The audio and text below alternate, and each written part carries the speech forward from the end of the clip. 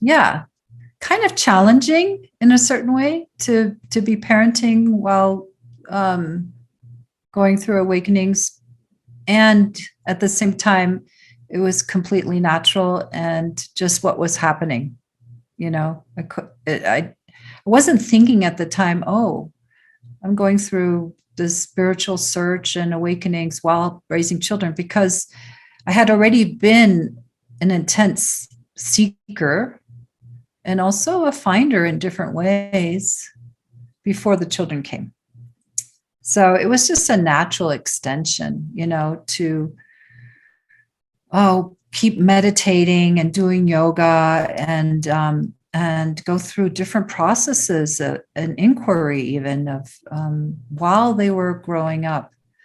And I think that life was really kind in the sense that when I was going through some really intense deconstruction of the self, of the personal self, was really taking place, that they were little. And I I didn't have to carry on really I don't know, conceptual or very intellectual kind of conversations with them, because my mind just wasn't there. It was in deconstruction. It was becoming more and more empty. And so my language was more, I wouldn't say simple, but it was slowed down. I was so slowed down. So I kind of entered more the slower, maybe pace and reality in the dimension that they lived in. And I, still read books and did everything that I needed to do, and make meals and bring them to the places, to their kindergarten and their first grade and their second grade and so on. And I don't know if they ever really noticed that there was anything going on with our mother. It was also, for them, it was so organic. It was so natural. You know what I mean? I don't think that they were comparing and saying, oh, my mother is so absent-minded or can't finish sentences sometimes. They just they just embraced it, because that's what children are like in their innocence, And I just had enough functioning at times to do the job of parenting, so that they were safe and had a nice container and they were taken care of and loved. Of course, love was easy, during that time. Of course, there was a lot of love. And I was a bit childlike, honestly, in certain times. And we'd made up a lot of songs, and driving in the car. And when I was going through Unity, for instance, after the deconstruction, this big wave of all is oneness. I'm one with everything, that was an awakening. And I shared that with them in this, not like I'm having this oneness experience, but I shared it with them with this joyful singing, and singing about the fishes. I'm one with the fishes in the sea and one with everything, and you and me. And we made up these songs. And for them, it was like, well, of course we're one.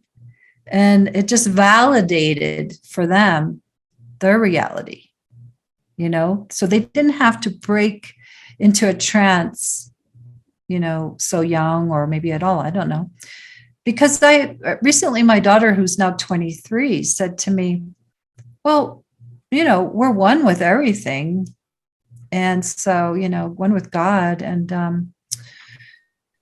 that's something that you talked about when we were little. And she remembered it. So it's in her, So during this time, I went away to a retreat place in Northern California, where I lived nearby, and probably once a month for 3 days at a time. Maybe not even every month, maybe every few months, every 4 months. It depends on the year. And it was so important for me because, in a way, so during this deconstruction time, especially, where the self, the personal self, the me, all the stuff that didn't feel authentic and real, wanted to slough off and leave. It's not always an easy process. I don't want to make it seem like it was all rosy and easy all the time, but I don't think the kids sensed it. I was very careful. I was very careful to keep that private. It wasn't their journey. It wasn't fair to them.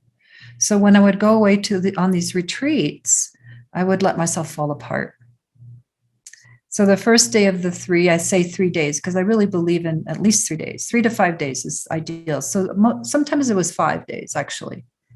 So the first day is kind of like a relaxing and falling apart because suddenly we have the quiet that we need. On the second day was kind of like insights would start to come, and deepening in meditation, and the kind of the settling into the being, and what wanted to go away or what wanted to present itself would take place. And the third day is more like integration. If you have 5 days, then you can do more of that, spread everything out longer. And nature was always very important to me. I really believe in using nature as a tool. And if people want to go to a retreat, have it be a teacher that they really feel comfortable and safe with, and a sangha they feel safe with, a group of people, so they can let down. You don't want to be in holding on to spiritual identity. You want to be in support, whatever you do, of letting go and coming back to the natural state is a letting go of all that's false, right? And that's a process, and it takes time. And at times it can be very gritty because we're deconstructing ourselves. We're letting go of all that's false and all that's untrue and emptying out.